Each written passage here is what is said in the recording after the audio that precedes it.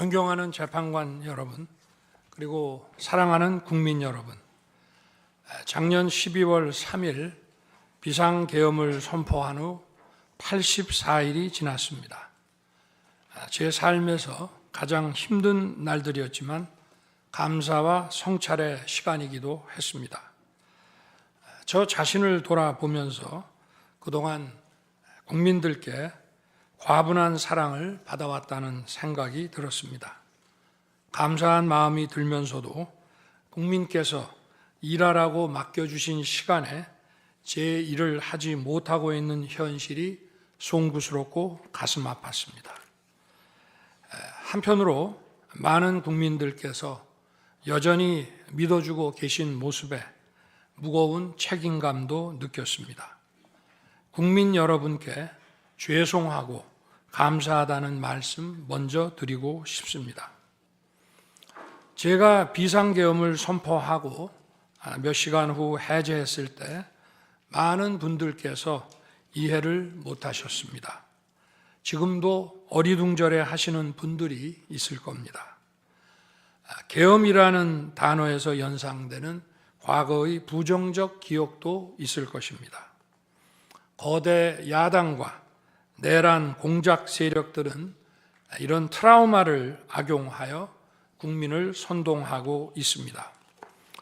그러나 12.3 비상계엄은 과거의 계엄과는 완전히 다른 것입니다. 무력으로 국민을 억압하는 계엄이 아니라 계엄의 형식을 빌린 대국민 호소입니다. 12.3 비상계엄 선포는 이 나라가 지금 망국적 위기 상황에 처해 있음을 선언하는 것이고, 주권자인 국민들께서 상황을 직시하고 이를 극복하는 데 함께 나서달라는 절박한 호소입니다. 무엇보다 저 자신, 윤석열 개인을 위한 선택은 결코 아니었다는 사실을 분명히 말씀드립니다. 저는 이미 권력의 정점인 대통령 자리에 있습니다. 대통령에게 가장 편하고 쉬운 길은 힘든 일을 굳이 벌이지 않고 사회 여러 세력과 잘 타협하고 모든 사람들에게 듣기 좋은 말을 하면서 임기 5년을 안온하게 보내는 것입니다. 일하겠다는 욕심을 버리면 치열하게 싸울 일도 없고 어려운 선택을 할 일도 없어집니다. 저 개인의 삶만 생각한다면 정치적 반대 세력의 거센 공격을 받을 수 있는 이런 비상계엄을 선택할 이유가 전혀 없습니다. 저는 비상계엄을 결심했을 때 제게 많은 어려움이 닥칠 것을 당연히 예감했습니다. 거대 야당은 제가 독재를 하고 집권 연장을 위해 비상계엄을 했다고 주장합니다. 내란죄를 씌우려는 공작 프레임입니다. 정말 그런 생각이었다면 고작 280명의 실무장도 하지 않은 병력만 투입하도록 했겠습니까? 주말이 아닌 평일에 계엄 선포를 하고 계엄을 선포한 후에 병력을 이동시키도록 했겠습니까? 심판정 증거조사에서 드러난 사실에 의하면 그나마 계엄 해제 요구 결의 이전에 국회에 들어간 병력은 106명에 불과하고 본관에 들어간 병력은 15명입니다. 15명이 유리창을 깨고 들어간 이유도 자신들의 근무 위치가 본관인데 입구를 시민들이 막고 있어서 충돌을 피하기 위해 불 꺼진 창문을 찾아 들어간 것입니다.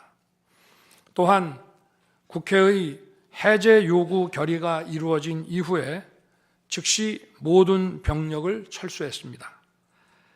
투입된 군의 병력이 워낙 소수이다 보니 국회 외곽 경비와 질서 유지는 경찰에 요청했습니다. 경찰은 인근 전장년 집회 대응 경력 300명을 국회 외곽에 보냈습니다. 부상당한 군인들은 있었지만 일반 시민들은 단 한 명의 피해도 없었습니다. 처음부터 저는 국방장관에게 이번 비상계엄의 목적이 대국민 호소용임을 분명히 밝혔습니다. 또한 국회의 계엄 해제 요구가 신속히 뒤따를 것이므로 계엄 상태가 오래가지 않을 것이라고 했습니다.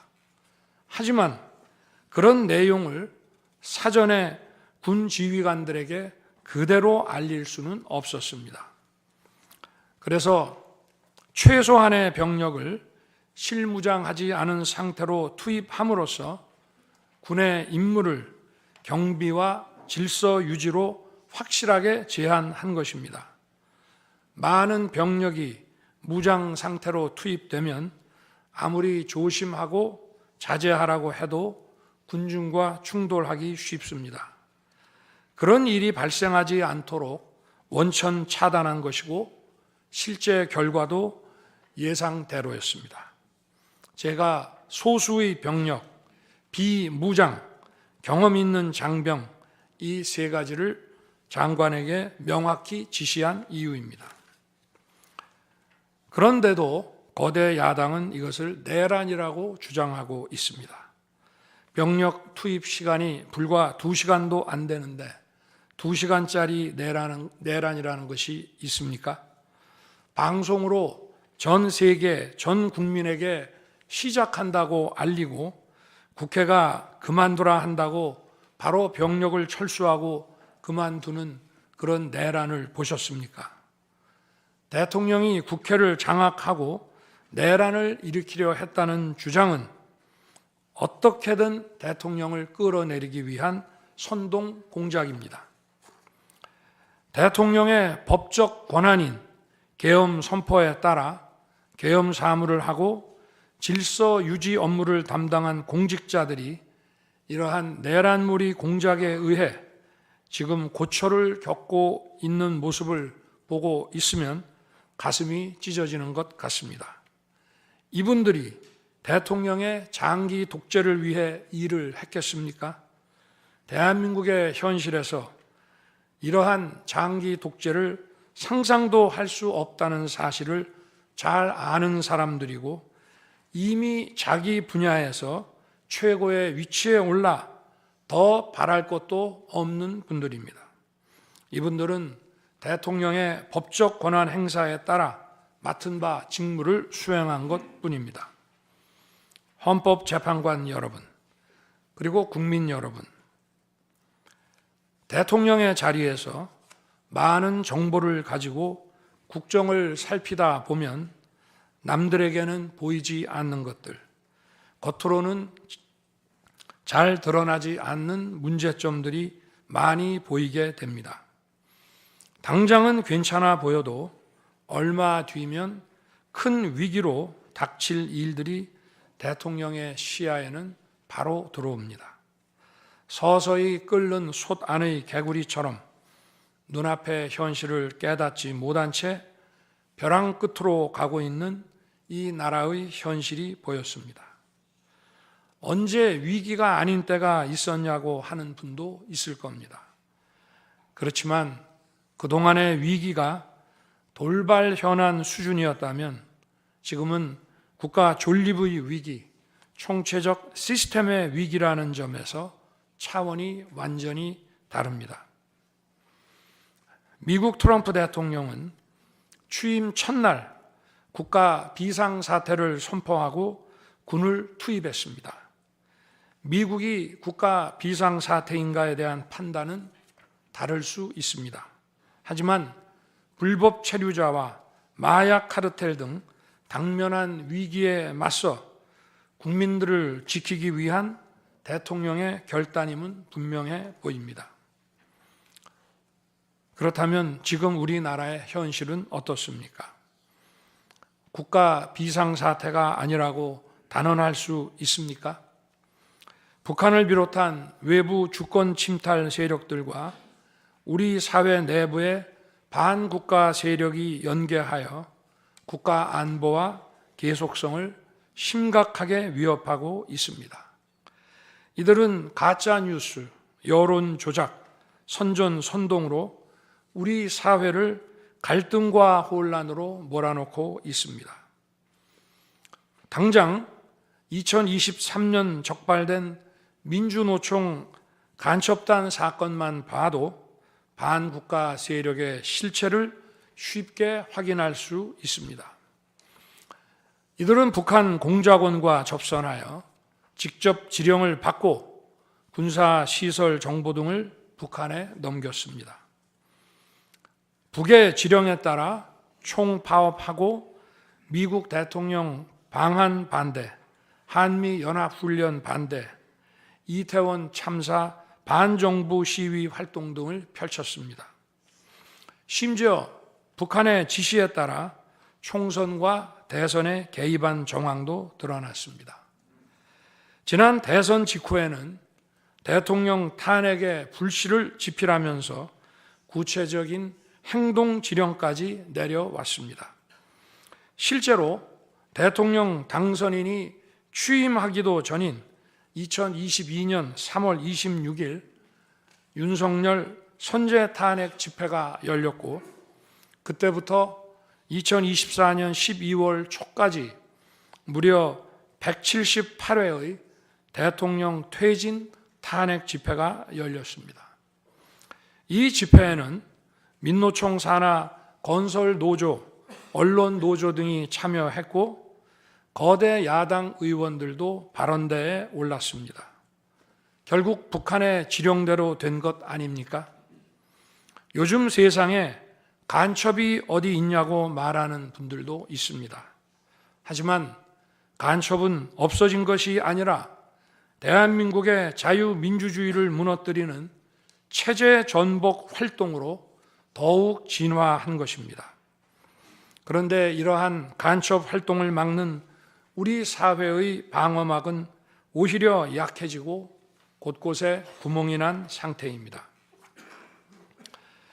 지난 민주당 정권의 입법 강행으로 2024년 1월부터 국정원의 대공수사권이 박탈됐습니다.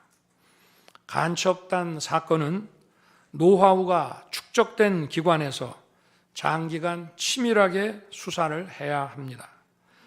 그런데 제대로 준비할 시간도 없이 전문성과 경험이 부족한 경찰에 대공수사권이 넘어가 버렸습니다. 간첩이 활개치는 환경이 만들어진 것입니다. 게다가 애써 잡아도 재판이 장기간 방치되는 상황까지 발생하고 있습니다.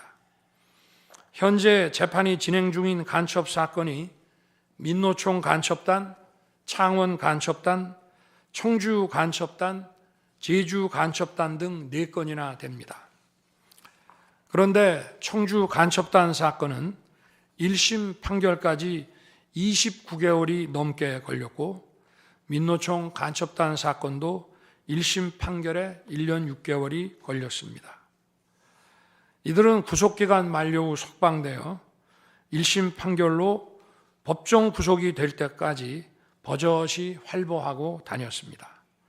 현재 창원 간첩단 사건은 2년 가까이 재판이 중단되어 있고, 제주 간첩단 사건도 1년 10개월째 재판이 파행 중입니다. 모두 석방된 상태입니다.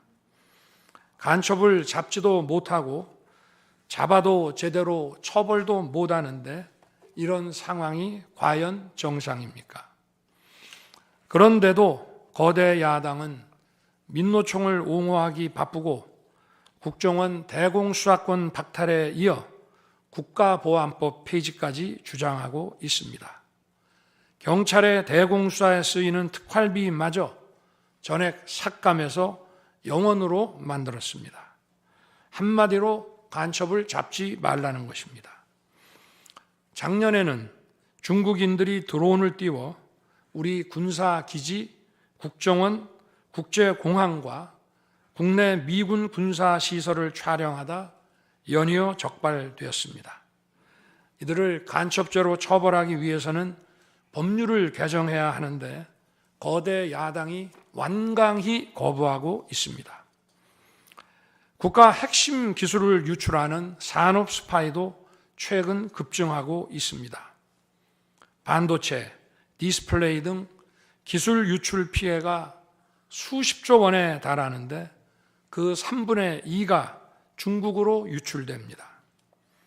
중국은 사진 한 장만 잘못 찍어도 우리 국민을 마음대로 구금하는 강력한 반간첩법을 시행하고 있는데 거대 야당은 산업 스파이를 막기 위한 간첩죄 법률 개정조차 가로막고 있습니다. 또한 거대 야당은 방산 물자를 수출할 때 국회 동의를 받도록 하는 방위사업법 개정안을 당론으로 추진하고 있습니다. 방산 비밀 자료를 국회에 제출해야 하고 거대 야당이 반대하면 방산 물자도 수출할 수 없게 됩니다. 국회에 제출된 방산 비밀 자료들이 제대로 보안 유지가 되며 적대 세력에 넘어가지 않는다고 누가 보장할 수 있겠습니까? 방산 기밀 자료가 이렇게 유출되면 상대국에서 우리 방산 물자를 수입하겠습니까? 북한, 중국, 러시아가 원치 않는 자유세계에 방산 수출을 하지 말라는 말과 같습니다. 방산 수출은 단순히 돈을 버는 것만이 아닙니다. 수출 상대국과 전략적 연대를 강화하고 더 나아가 자유세계 많은 국가들과 국방 협력을 이루어서 우리의 안보를 튼튼하게 하는 것입니다. 이러한 방산 수출을 권장하기는커녕 이렇게 방해하는 것이 결국 누구에게 도움되는 것입니까? 거대 야당은 우리 국방력을 약화시키고 군을 무력화하는 데도 앞장서고 있습니다. 여러분이 다 아시는 바와 같이 북한은 우크라이나에 많은 병력을 파병하여 러시아와 군사 밀착을 시도하고 있습니다. 우리에게 매우 심각한 안보 위협입니다. 그런데도 이를 살피기 위해 참관단을 보내려 하자 거대 야당은 당시 신원식 국방장관 탄핵까지 겁박하며 결사적으로 이를 막았습니다. 심지어 거대 야당은 우크라이나 참관단 파견, 대북 확성기와 오물풍선 대응 검토 등 군의 정당한 안보 활동까지 외환죄라고 우기고 있습니다. 국가와 국민의 안전을 지키려는 대통령을 전쟁광이라고 비난하고 북핵 위협에 대응하는 한미일 합동훈련을 극단적 친일 행위라고 매도했습니다. 1차 대통령 탄핵 소추안에는 북중러를 적대시하는 것이 탄핵 사유라고 명기했습니다. 190석에 달하는 무소불위의 거대 야당이 우리나라와 우리 국민 편이 아니라 북중러의 편에 서 있는 것입니다. 이러한 상황이 국가 위기 상황이 아니면 뭐란 말입니까? 이뿐이 아닙니다. 거대 야당은 핵심 국방 예산을 삭감하여 우리 군을 무력화하려 하고 있습니다. 거대 야당은 전체 예산 가운데 겨우 0.65%만 깎았을 뿐이라고 주장합니다. 그러나 그 0.65%가 어디냐가 중요한 것입니다. 마치 사람의 두 눈을 빼놓고 몸 전체에서 겨우 눈알 2개 뺐다고 말하는 것과 같은 얘기입니다. 거대 야당이 삭감한 국방 예산은 우리 군의 눈알과 같은 예산입니다. 북한 핵과 미사일 기지를 선제 타격하는 키일체인의 핵심인 정찰 자산 예산을 대폭 삭감했습니다. 핵심 전력인 지휘 정찰 사업 예산을 2024년 대비 4,852억 원 감액했고, 전술 데이터링크 시스템 성능 개량 사업은 무려 78%를 삭감했습니다. 우리 국민을 향해 날아오는 미사일을 요격하는 KAMD, 즉 한국형 미사일 방어 체계 구축도 예산 삭감으로 개발이 중단될 위기입니다. 장거리 함대공 유도탄 사업을 위해 예산 119억 5,900만 원을 책정했지만 96%를 삭감하고 5억 원만 남겼습니다. 정밀 유도포탄 연구 개발 사업은 84%를 삭감했습니다. 아무리 주먹이 세도 앞이 보이지 않으면 싸울 수 없듯이 감시 정찰 자산이 없으면 아무리 좋은 무기도 무용지물입니다. 게다가 최근 북한의 드론 공격이 큰 위협으로 대두되고 있습니다. 드론 방어 예산 100억 원 가운데 무려 99억 5,400만 원을 깎아서 사업을 아예 중단시켜버렸습니다. 도대체 누구의 지시를 받아서 이렇게 핵심 예산만 딱딱 골라 삭감했는지 저도 궁금할 지경입니다. 게다가 지난 민주당 정권은 국군 방첩사령부의 수사 요원을 2분의 1가량 대폭 감축하여 군과 방산에 대한 정보 활동과 방첩 활동에 심각한 타격을 주었습니다.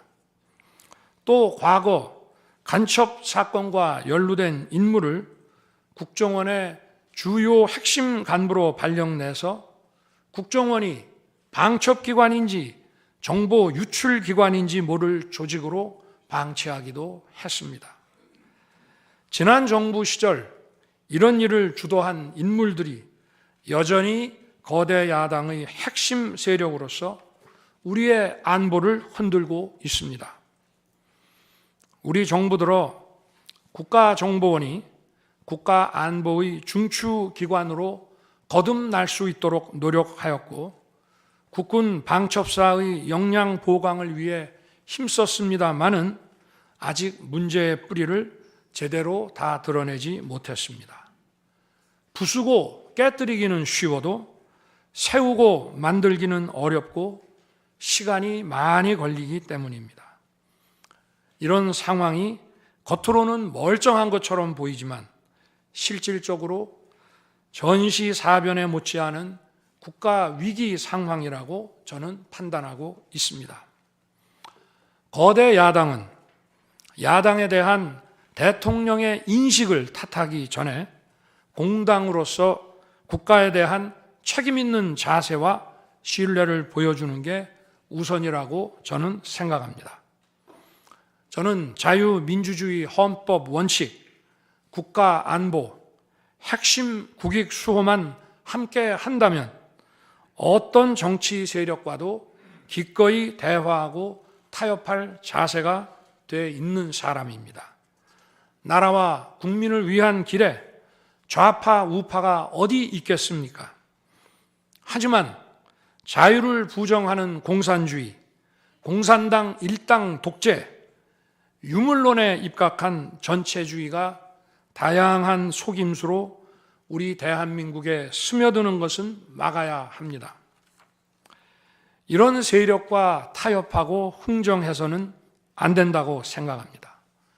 우리가 가치를 공유하지 않는 나라와도 교역도 할 수 있고 국제 협력, 상호 이익을 추구할 수도 있습니다.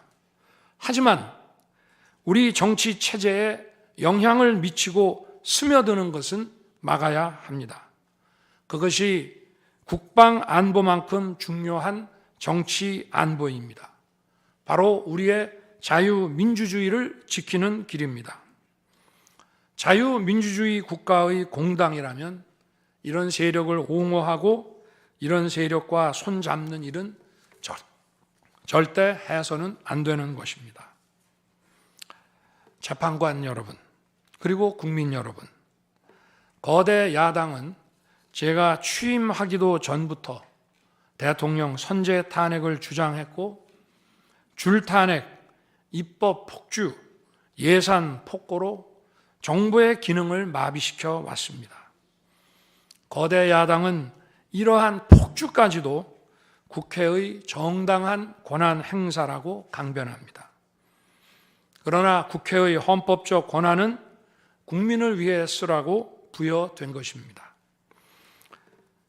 자신들의 정치적 목적을 위해 정부 기능을 마비시키는데 그 권한을 악용한다면 이는 헌정 질서를 붕괴시키는 국헌문란의 다름 아닙니다. 또한 거대 야당은 제가 비상계엄으로 국회의 권능을 마비시키려 했다며 내란몰이를 계속하고 있습니다. 하지만 거대 야당은 제가 대통령에 취임한 이후, 아니 취임하기도 전부터 지금까지 지속적으로 끈질기게 정부의 권능을 마비시켜 왔습니다. 마치 정부를 마비시키는 것이 유일한 목표인 것처럼 국회의 권한을 마구마구 휘둘러 왔습니다. 국회의원과 직원들의 출입도 막지 않았고 국회 의결도 전혀 방해받지 않은 2시간 반짜리 비상계엄과 정부 출범 이후 2년 반 동안 줄탄핵, 입법 예산 폭거로 정부를 마비시켜온 거대 야당 가운데 어느 쪽이 상대의 권능을 마비시키고 침해한 것입니까? 거대 야당은 국무위원들은 물론이고 방통위원장, 검사, 감사원장에 이르기까지 탄핵하고 또 탄핵했습니다. 탄핵 사유가 되는지 여부는 전혀 중요하지 않았습니다. 심지어 거대 야당 대표를 노려봤다고 장관을 탄핵하기도 했습니다. 일단 탄핵해서 직무를 정지시켜 놓고 정작 헌재 탄핵 심판에서는 탄핵 사유를 마음대로 변경하는 황당한 일도 반복해 왔습니다. 얼마 전 중앙지검장 등 검사들에 대한 탄핵 심판을 재판관 여러분께서 직접 진행하시지 않았습니까? 기자회견장에서 거짓말을 했다는데 실제로는 그 기자회견장에 나오지도 않았고 국정감사에서 허위 증언을 했다는데 정작 국정감사에 출석하지도 않았습니다. 기본적인 탄핵 사유조차 틀렸는데도 일단 직무부터 정지시키고 보는 것입니다. 이것이 과연 정상적인 일입니까? 거대 야당의 공직자 줄 탄핵은 정부 기능을 마비시키는 차원을 넘어 헌정 질서 붕괴로 치닫고 있습니다. 이태원 참사가 발생하자 거대 야당은 연일 진상규명을 외치면서 참사를 정쟁에 이용했습니다. 급기야 행정안전부 장관을 탄핵했습니다. 당시 북한이 민노총 간첩단에게 보낸 지령문에 이런 내용이 있습니다. 이번 특대형 참사를 계기로 사회 내부에 세월호 참사 진상규명 투쟁과 같은 정세 국면을 조성하는 데 중점을 두고 각계각층의 분노를 최대한 분출시켜라. 거대 야당이 북한 지령을 받은 감첩단과 사실상 똑같은 일을 벌인 것입니다. 이야말로 사회의 갈등과 혼란을 키우는 선동 탄핵이라 할 것입니다. 거대 야당은 자신들의 당대표를 수사하는 검사들도 줄줄이 탄핵하고 서울중앙지검장까지 탄핵했습니다. 검사 탄핵은 그 자체로도 수사 방해이지만 검사 탄핵을 지켜보는 판사들에 대한 겁박이 되기 마련입니다. 야당 대표에 대한 검찰 수사를 막고 야당 대표의 범죄를 심판할 판사들까지 압박하기 위한 방탄 탄핵인 것입니다. 급기야 거대 야당은 지난 정부의 이적 행위를 감사하던 감사원장까지 탄핵했습니다. 거대 야당은 감사원장 탄핵 소추안에 사드 정식 배치 고의 지연 의혹 감사를 탄핵 사유로 포함시켰습니다.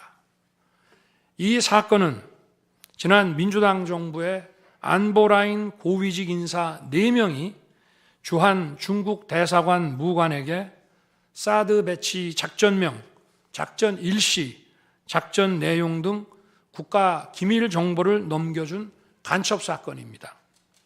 감사원은 이를 적발하고 검찰에 수사 의뢰하는 등 감사 조치를 진행하였는데 이것이 탄핵 사유라는 것입니다. 자신들의 간첩 행위를 무마하기 위한 이적 탄핵이 아닐 수 없습니다. 헌법기관인 감사원장에 대한 무차별 탄핵은 그 자체로도 심각한 헌법 파괴 행위이지만 이적 행위까지 탄핵으로 덮는 것을 보며 이야말로 자유민주주의를 무너뜨리는 망국적 위기 상황이라고 판단한 것입니다. 또 한편 정부 각 부처들은 국민의 세금으로 엄청난 규모의 예산을 사용 집행하고 있습니다. 수많은 산하 기관도 거느리고 있습니다. 그런데 이런 부처의 수장들을 탄핵 소추로 직무정지시켜 그 부처의 기능을 마비시키거나 심각하게 저해한다면 기회 비용과 재정적 측면에서도 국가와 국민에 얼마나 막대한 경제적 피해를 입히는 것이 되겠습니까? 거대 야당은 공직자를 무차별 탄핵 소추하고 소추인단 변호사 비용도 국민 세금으로 사용하고 있습니다. 그렇지만 억울하게 탄핵 소추된 공직자들은 직무가 정지된 상황에서 자기 개인 자금으로 변호사 비용까지 조달해야 합니다. 정부 공직자들은 거대 야당의 이러한 폭거에 한없이 위축될 수밖에 없습니다. 이처럼 거대 야당은 선동 탄핵, 방탄 탄핵, 이적 탄핵으로 대한민국을 무너뜨리고 있습니다.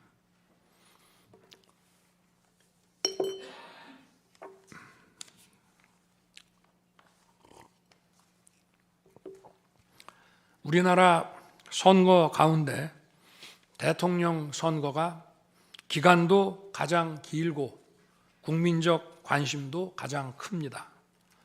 그만큼 직선 대통령의 민주적 정당성은 다른 선출직 공직자에 비해 그 무게가 다릅니다.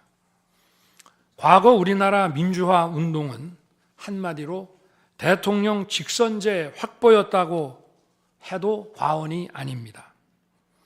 그런데 거대 야당은 대선이 끝나자마자 동조 세력과 연대하여 아직 취임도 하지 않은 대통령 당선인을 상대로 선제 탄핵과 퇴진 운동을 벌이기 시작했고 지난 2년 반 동안 오로지 대통령 끌어내리기를 목표로 정부 공직자 줄탄핵 그리고 입법과 예산 폭거를 계속해 왔습니다.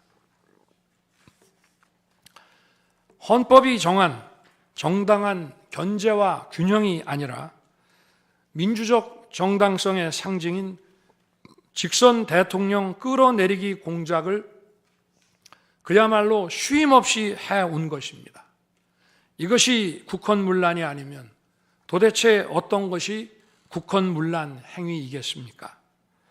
뿐만 아니라 거대 야당의 이런 지속적 국헌문란 행위는 국가 정체성과 대외 관계에 있어서 자유민주주의 헌법 정신과 동떨어진 인식에 기반하고 있다고 저는 생각합니다. 따라서 직선 대통령을 끌어내리기 위한 줄탄핵, 입법 예산 폭거는 어느 면으로 보나 자유민주주의 헌정질서 파괴 목표로 하고 있다고 하겠습니다. 흔히들 대통령 중심제 권력 구조를 가지고 제왕적 대통령제라고 합니다. 그러나 지금 우리나라는 제왕적 대통령이 아니라 제왕적 거대 야당의 시대입니다. 그리고 제왕적 거대 야당의 폭주가, 그 독재가 대한민국의 존립 위기를 불러오고 있습니다. 계엄 이후 벌어진 일들만 보아도 모두 잘 알 수 있지 않겠습니까?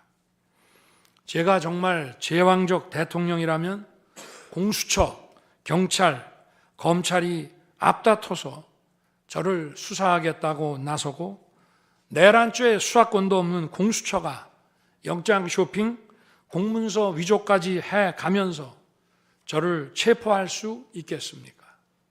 저 역시도 수사 업무에 26년간 종사한 사람이지만 이렇게 여러 수사기관들이 무차별적으로 한 사건에 달려드는 꼴은 본 적이 없습니다. 비상계엄에 투입된 군 병력이 총 570명에 불과한데 불법적으로 대통령 한 사람 체포하겠다고 대통령 관저에 3, 4천 명이 넘는 경찰력을 동원했습니다. 대통령과 거대 야당 가운데 어느 쪽이 제왕적 권력을 휘두르며 이 나라의 헌정 질서를 무너뜨리고 있습니까? 제가 비상계엄을 결단한 이유는 이 나라의 절체절명의 위기를 더 이상 방치할 수 없다는 절박함 그것이었습니다. 저는 주권자인 국민들께 이러한 거대 야당의 반국가적 패악을 알리고 국민들께서 매서운 감시와 비판으로 이를 제발 멈춰달라고 호소하고자 했습니다. 국정마비와 자유민주주의 붕괴를 막고 국가 기능을 정상화하기 위해 절박한 심정으로 계엄을 선포한 것입니다. 12.3 비상계엄의 선포는 국가가 위기 상황과 비상사태에 처해 있음을 선언한 것입니다. 국민을 억압하고 기본권을 제한하려는 것이 아니라 주권자인 국민께서 비상사태 극복에 직접 나주십사 하는 간절한 호소입니다. 그런데 거대 야당은 제가 국회의 요구에 따라 계엄을 해제한 그날부터 탄핵 시동을 걸었습니다. 하지만 비상계엄은 범죄가 아니고 국가 위기를 극복하기 위한 대통령의 합법적 권한 행사입니다. 저는 긴급 국무회의를 거쳐 방송을 통해 비상계엄을 선포했고 그 과정에서 거대 야당의 국회 독재가 망국적 위기를 초래하였다고 했기 때문에 많은 사람들이 국회로 몰려들 것이었고 계엄 상황에서 질서 유지를 위해 국회에 최소한의 병력을 투입했으며 국회가 해제 요구 결의를 하자 즉각 병력을 철수하고 국무회의를 소집해서 계엄을 해제했습니다. 다 알고 계시다시피 2023년 중앙선관위를 포함한 국가기관들이 북한에 의해 심각한 해킹을 당했습니다. 중앙선관위는 이 같은 사실을 국가정보원으로부터 통보받고도 다른 국가기관과 달리 점검에 제대로 응하지 않았습니다. 나중에 채용비리 사건 때문에 울며 겨자 먹기로 응한 일부 소극적 점검 결과 심각한 보안 문제가 드러났기 때문에 중앙선관위 전산 시스템 스크린 차원에서 소규모의 병력을 보낸 것입니다. 선거의 공정과 직결되는 중앙선관위의 전산 시스템 보안 문제는 우리 자유민주주의 체제의 핵심 공공재이자 공공자산을 지키는 일입니다. 더구나 그동안의 선거 소송에서 드러난 다량의 가짜 부정투표 용지, 그리고 투표 결과가 도저히 납득하기 어렵다는 통계학과 수리과학적 논거 등에 비추어 중앙선관위의 전산 시스템에 대한 투명한 점검 필요성이 꾸준히 제기되어 왔습니다. 이런 조치들의 어떤 부분이 내란이고 범죄라는 것인지 도대체 이해할 수가 없습니다. 비상계엄이라는 것 자체가 불법이라면 계엄법은 왜 있으며 합동참모본부의 계엄관은 왜 존재하겠습니까? 재판관 여러분, 그리고 국민 여러분, 저는 2021년 6월 29일 처음으로 정치 참여를 선언했습니다. 대통령이라는 자리가 영광의 길이 아니라 형극의 길이라는 사실은 이미 잘 알고 있었습니다. 또 대통령직을 아주 가까이에서 지켜보신 어떤 분은 우리나라 대통령직은 저주의 길이라면서 만류하시기도 했습니다. 그러나 자유민주주의라는 헌정 질서가 무너지고 있는 상황에서 나라를 지키고 싶어 정치를 시작했습니다. 그때 정치 참여를 선언하면서 국민께 드린 약속이 있습니다. 우리의 미래를 짊어질 청년들, 국가를 위해 희생하신 분들, 산업화에 일생을 바친 분들, 나라의 민주화에 헌신하고도 묵묵히 생업에 종사하며 살아가시는 분들, 성실하게 세금을 내시는 분들, 이런 분들이 분노하지 않는 나라를 만들겠다는 약속이었습니다. 그리고 청년들이 마음껏 뛰는 역동적인 나라, 창의와 자유가 넘치는 혁신의 나라, 약자가 기죽지 않은 따뜻한 나라, 국제사회와 가치를 공유하고 책임을 다하는 나라를 만들겠다고 국민께 약속드렸습니다. 거대 의석과 이권 카르텔이 나라의 주인 노릇을 하는데 맞서 국민들에게 빼앗긴 주권을 되찾아 드리겠다고 약속했습니다. 그날 이후 지금까지 단 한순간도 이 약속을 잊은 적이 없습니다. 국민의 선택을 받아 대통령이 된 후 이 약속을 지키기 위해 쉼없이 노력하고 또 노력했습니다. 무엇 하나 쉬운 일이 없었습니다. 글로벌 복합 위기로 인한 대외 환경의 어려움이 계속됐습니다.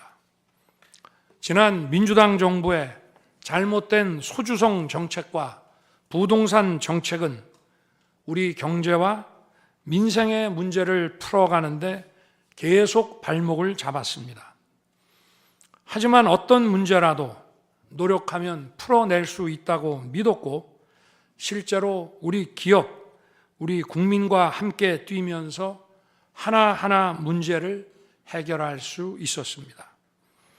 기쁘고 보람 있는 일도 많았고 부족하고 아쉬운 일도 있었습니다.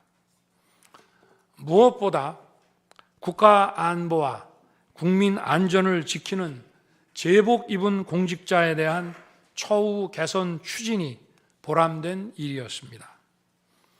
지난 민주당 정권은 반일 선동에만 열을 올렸지만 우리 정부에서는 1인당 GDP가 일본을 앞질렀고 우리 인구의 2배 반이 넘는 경제 강국 일본과 수출액 차이가 작년에는 불과 수십억 불 규모로 좁혀졌습니다.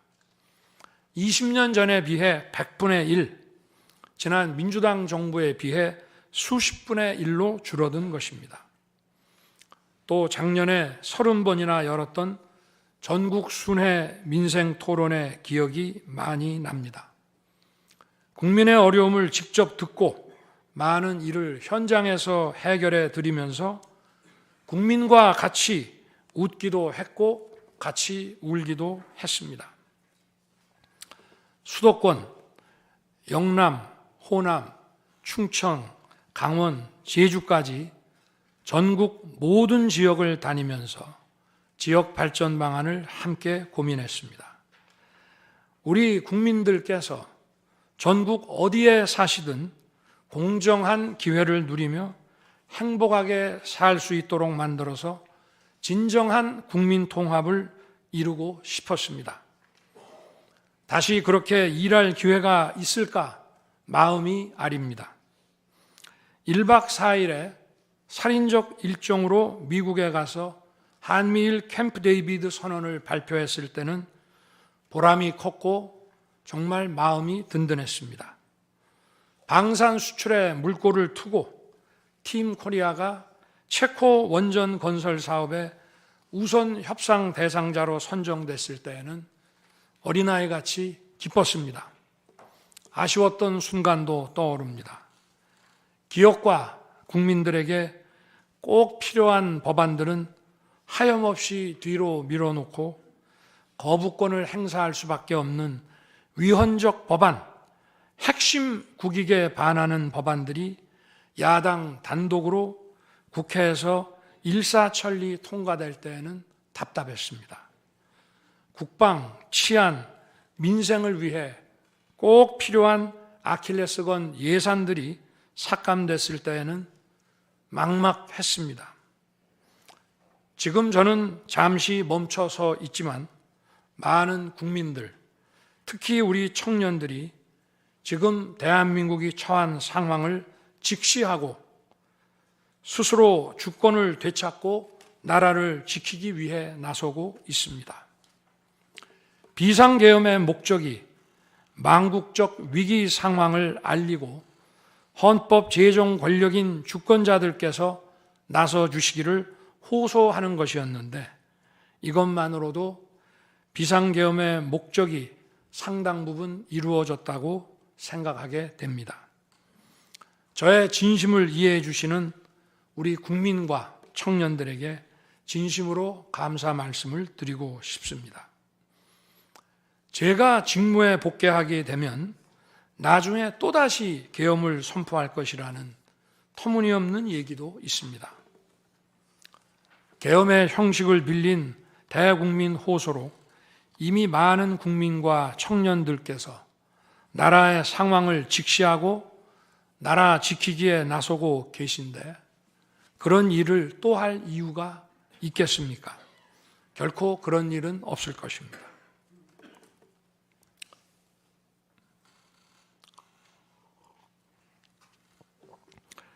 헌법재판관 여러분, 그동안 심판정에서 다루어진 쟁점들 가운데 두 가지에 대해서만 간략히 말씀드리겠습니다. 세세한 사실관계를 언급하기보다 상식선에서 간단히 말씀드리겠습니다. 우선 제가 국회의원을 체포하거나 본회의장에서 끌어내라고 했다는 것입니다. 정말 터무니없는 얘기입니다. 상식적으로 이렇게 해서 도대체 뭘 어떻게 하겠습니까? 의원들을 체포하고 끌어내서 계엄 해제를 늦추거나 막는다 한들 방송으로 온 국민과 전 세계가 지켜보고 있는데 그 다음에 뭘 어떻게 하겠습니까? 계엄 당일 국회의장의 발언대로 국회는 어디서든 본회의를 열어 계엄 해제를 의결할 수 있습니다. 영화나 소설에 나오기도 하지만 현실적으로 이런 일을 하려면 군으로 국가를 완전히 장악하는 계획과 정치 프로그램을 미리 가지고 있어야 합니다. 그런데 실제 상황이 어땠습니까?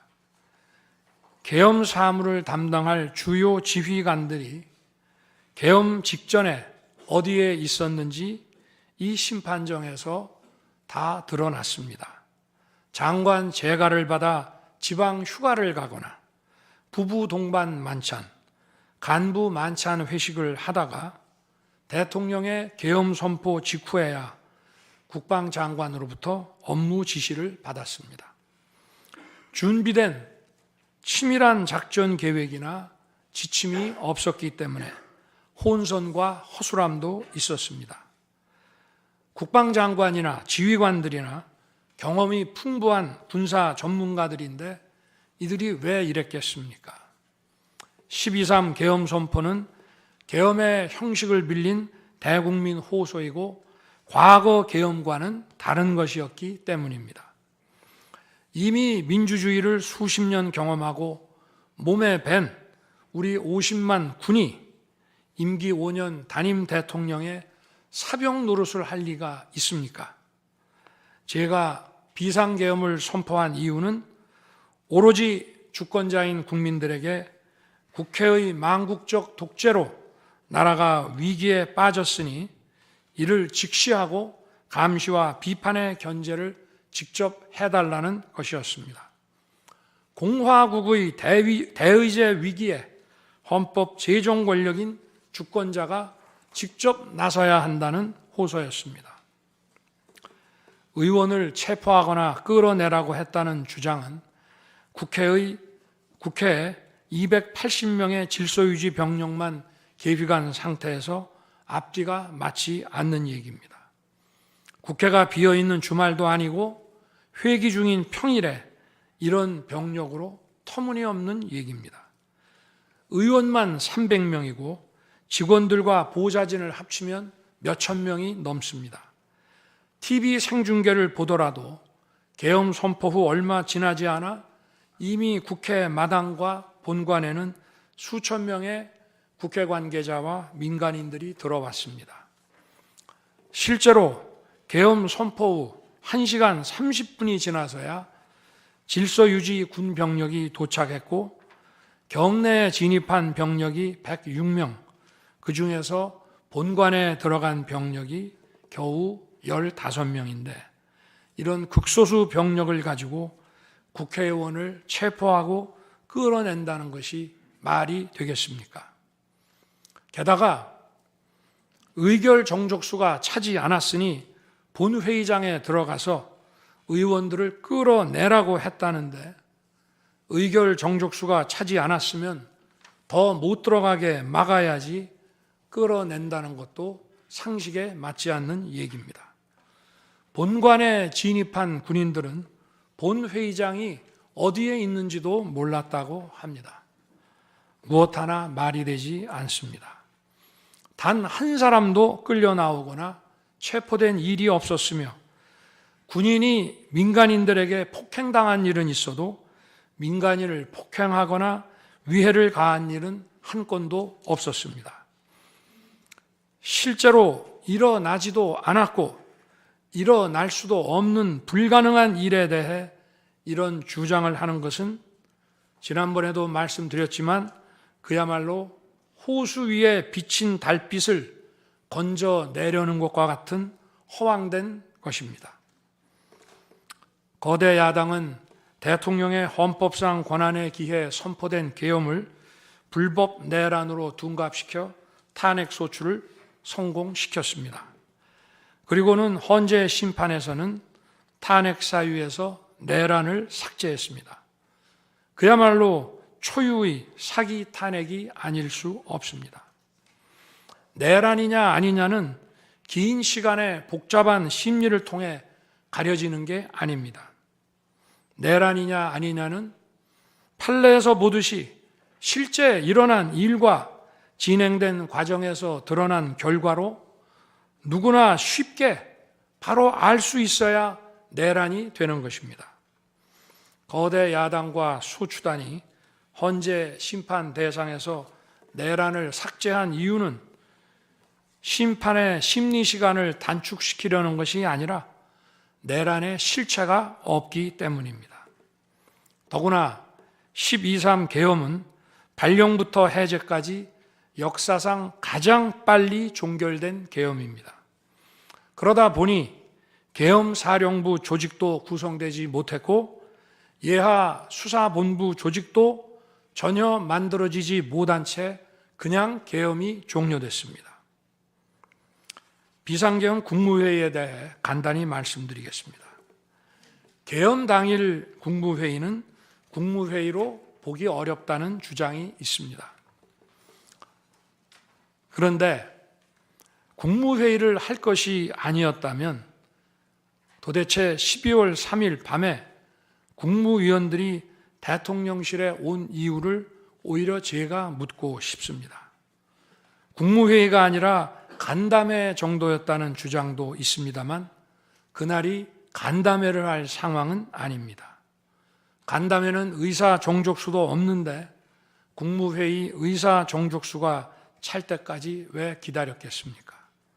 당일 저녁 8시 반부터 국무위원들이 차례로 오기 시작했고 저는 비상계엄에 대해 설명하고 국방장관은 계엄의 개요가 기재된 비상계엄 선포문을 나눠줬습니다. 국무위원들은 경제적, 외교적으로 어려움이 있다고 우려했고 저는 대통령으로서 각 부처를 관장하는 국무위원들의 생각과 다른 생각을 가지고 있으며 국가가 비상 상황이고 비상한 조치가 필요함을 설명했습니다.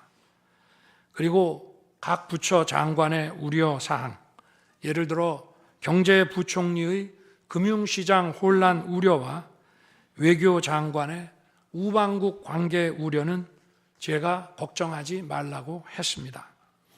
국무위원들이 과거의 계엄을 연상하고 있는 상황에서 저는 그냥 걱정하지 말라고 할 수밖에 없었습니다.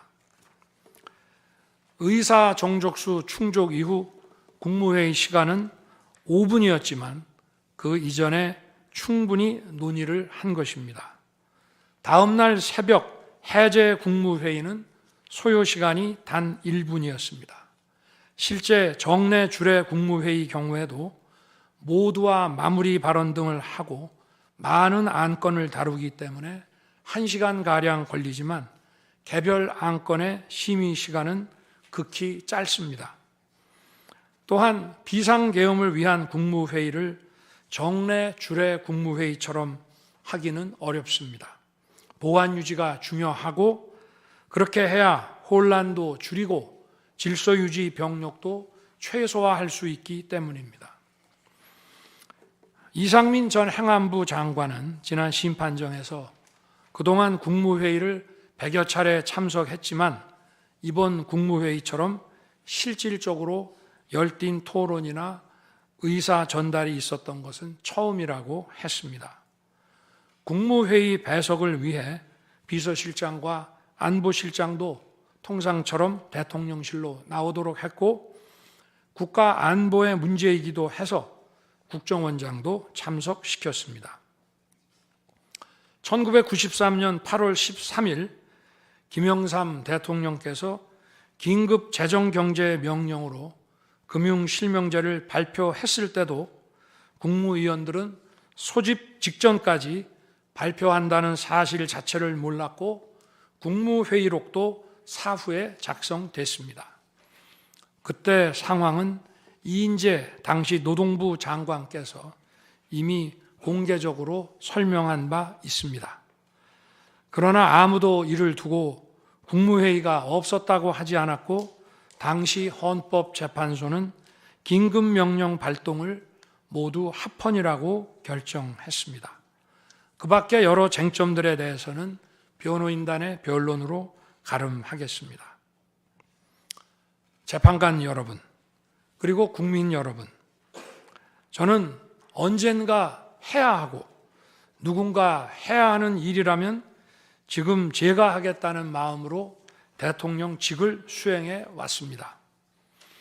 그래서 임기 전반부 동안 역대 정부들이 표를 잃을까 봐 하지 못했던 교육, 노동, 연금의 3대 개혁을 중심으로 국정개혁 과제를 과감하게 추진했습니다.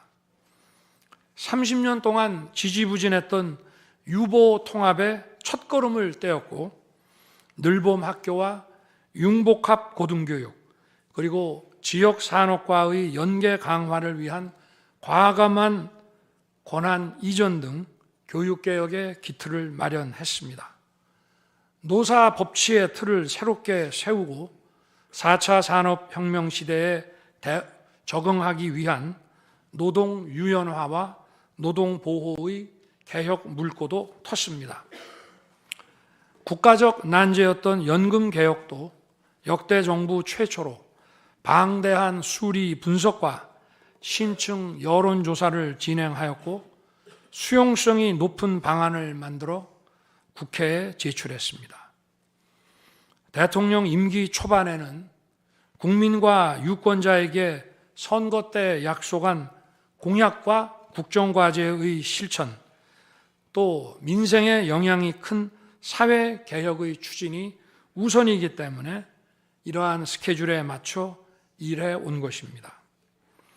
어느 정권이나 임기 초기에는 선거 공약과 국정과제 이행이 우선이므로 정치개혁에는 신경 쓸 여력이 없습니다.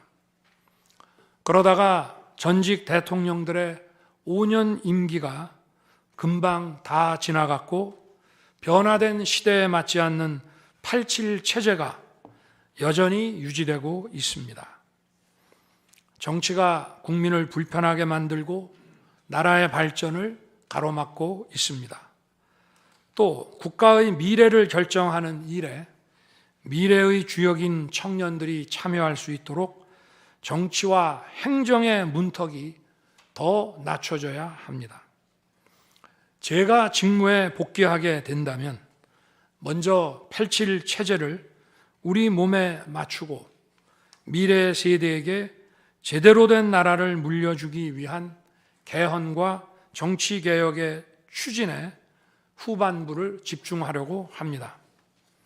저는 이미 대통령직을 시작할 때부터 임기 중반 이후에는 개헌과 선거제 등 정치 개혁을 추진하겠다는 계획을 가지고 있었습니다. 현직 대통령의 희생과 결단 없이는 개헌과 정치 개혁을 할 수 없습니다. 그래서 내가 이것을 해내자고 생각했던 것입니다. 저는 여러 전직 대통령들이 후보 시절 공약하고도 이행하지 못한 청와대 국민 반환도 당선 직후 즉시 추진하고 이행한 바 있습니다. 자녀 임기에 연연해하지 않고 개헌과 정치 개혁을 마지막 사명으로 생각하여 87 체제 개선에 최선을 다하고 싶습니다. 개헌과 정치 개혁 과정에서 국민 통합을 이루는 데도 노력을 다할 것입니다. 결국 국민 통합은 헌법과 헌법 가치를 통해 이루어지는 만큼 개헌과 정치 개혁이 올바르게 추진된다면 그 과정에서 갈라지고 분열된 국민들이 통합될 것이라고 믿습니다. 그렇게 되면 현행 헌법상 자녀 임기에 연연해할 이유가 없고 오히려 제게는 크나큰 영광이라고 생각합니다.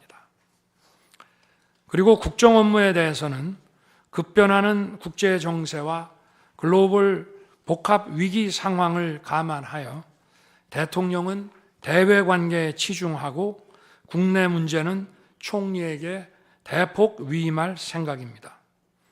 우리 경제는 다른 어느 나라보다 대외 의존도가 높습니다. 특히 미 트럼프 행정부 출범 이후 국제 질서의 급변과 글로벌 경제 안보의 불확실성에 크게 영향을 받을 수밖에 없습니다. 지금 우리가 국가 노선을 어떻게 선택하느냐에 따라 이 위기가 기회가 될 수도 있고 돌이킬 수 없는 재앙을 맞을 수도 있습니다. 글로벌 중추 외교 기조로 역대 가장 강력한 한미 동맹을 구축하고 한미일 협력을 이끌어낸 경험으로 대외 관계에서 국익을 지키는 일에 매진하고 싶습니다. 임기 전반기에도 지방시다위원회와 국민통합위원회를 통해 지역별, 세대별 계층별 통합을 위해 노력해 왔지만 앞으로도 국민을 하나로 묶고 국가 전체의 시너지를 올리는 국민 통합에 더욱 노력할 것입니다. 존경하는 헌법재판관 여러분, 먼저 촉박한 일정의 탄핵 심판이었지만 충실한 심리에 애써주신 재판관님들께 깊이 감사드립니다. 이번 심리는 내란 탄핵으로 소추한 후 심판 대상에서 내란을 삭제한 소추단 측이 제시한 쟁점 위주로 이루어지게 됐습니다. 그러다 보니 제가 12.3 비상계엄을 선포한 이유와 그 불가피성에 대해서는 충분히 설명드릴 기회가 부족했다고 생각합니다. 서면으로 성실하게 관련 자료를 제출하였으니 대통령으로서 고뇌의 결단을 한 이유를 깊이 생각해 주시기 바랍니다. 또 많은 국가 기밀 정보를 다루는 대통령으로서 재판관님들께 모두 설명드릴 수 없는 부분에까지 재판관님들의 지혜와 해안이 미칠 것이라 믿습니다. 다시 한번 재판관님들의 노고에 감사드립니다. 그리고 사랑하는 대한민국 국민 여러분, 국가와 국민을 위한 계엄이었지만 그 과정에서 소중한 국민 여러분께 혼란과 불편을 끼쳐드린 점 진심으로 죄송스럽게 생각합니다. 저의 구속 과정에서 벌어진 일들로 어려운 상황에 처한 청년들도 있습니다. 옳고 그름에 앞서서 너무나 마음이 아프고 미안합니다. 정말 미안한 생각을 가지고 있습니다. 저는 대통령에 출마할 때 나라를 위해 목숨을 바치겠다고 결심했습니다. 지난 12.3 계엄과 탄핵소추 이후 엄동설안에 저를 지키겠다고 거리로 나선 국민들을 보았습니다. 저를 비판하고 질책하는 국민들의 목소리도 들었습니다. 서로 다른 주장을 하고 있지만 모두 대한민국을 사랑하는 마음이라고 생각합니다.